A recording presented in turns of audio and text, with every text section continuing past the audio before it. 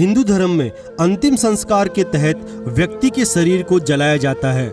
गरुड़ पुराण के अनुसार मृत्यु के बाद व्यक्ति की आत्मा अपनी अंतिम यात्रा पर निकलती है। साथियों, आज हम आपको बताएंगे कि मृत्यु के बाद आत्मा का सफर कैसा होता है। नमस्कार और स्वागत है आपका हिंदुइज्म मिस्ट्री के इस खास वीडियो में।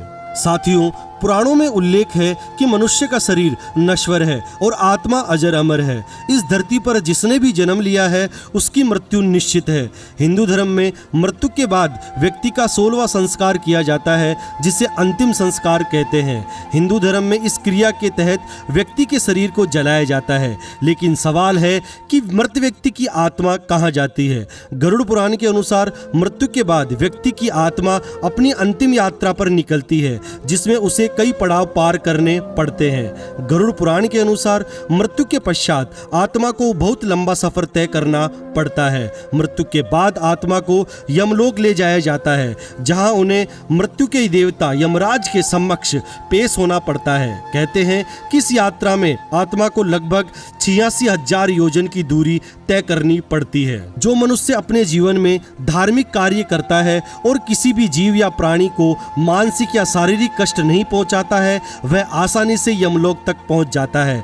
इसके विपरीत जो मनुष्य अपने जीवन में दूसरे मनुष्य को कष्ट पहुंचाते हैं, उनको यम के दूत कई तरह से प्रताड़ित करते हुए ले जाते हैं। मृत व्यक्तियों के परिजनों द्वारा पिंडदान किया जाता है, जिसका आधा हिस्सा मृत व्यक्ति की आत्मा को मिलता है। अगर वह आत्मा दुष्ट प्रवृत्ति की है तो यमदूत आत्मा को पिंड नहीं देते हैं, जिस वजह से आत्मा को भूखा रहकर ही सफर तय करना पड़ता है। लेकिन जबकि अच्छे कर्म होने पर आत्मा को पिंड का लाभ मिलता है और उसे सफर में परेशानी नहीं होती है। साथियों, गरुड़ पुराण के अनुसार मनुष्य के कर्म ही उसके पुनर्जन्म को निर्धारित करते हैं। मनुष्य अपने जीवन में अच्छे कर्म करता है तो वह सांसारिक बंधनों से मुक्त होकर मोक्ष प्राप्त करता है। वहीं जो मनुष्य अपने जीवन में केवल पाप करता है, उसकी आत्मा को नरक में भेज दिया जाता है। मनुष्य के कर्मों के अनुसार उस आत्मा को नरक में कई तरह की यातनाएं दी जाती है, जैसे तेल के कड़ाव में तलना, पानी की जगह गर्म तेल पिलाना, धारदार अस्त्रों से वार करना आदि।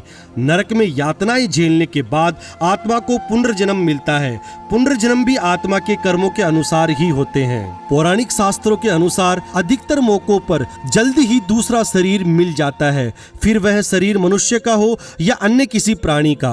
पुराणों के अनुसार मरने के 3 दिन में व्यक्ति दूसरा शरीर धारण कर लेता है, इसलिए तीजा मनाते हैं। कुछ आत्माएं 10 और कुछ 13 दिन में दूसरा शरीर धारण कर लेती है, इसलिए 10वां या 13वां मनाते हैं। कुछ आत्माएं 1.25 माह में अर्थात लगभग 37 से 40 दिनों में नया शरीर धारण कर लेती है। यदि कोई आत्मा प्रेत या पितृ योनि में चली गई हो तो यह सोचकर 1 वर्ष बाद उसकी वर्षी मनाते हैं। अंत में उसे 3 वर्ष बाद गयाजी में छोड़कर आ जाते हैं। वह इसलिए कि यदि तुम प्रेत या पितृ योनि में हो तो अब गयाजी में ही रहना, वहीं से तेरी मुक्ति होगी। साथियों, इसी प्रकार आत्मा का पूरा सफर तय होता है। जो जैसा कर्म करता है उसी के अनुसार उस आत्मा का सफर होता है। आज के लिए बस इतना ही। धन्यवाद। जय सिया राम।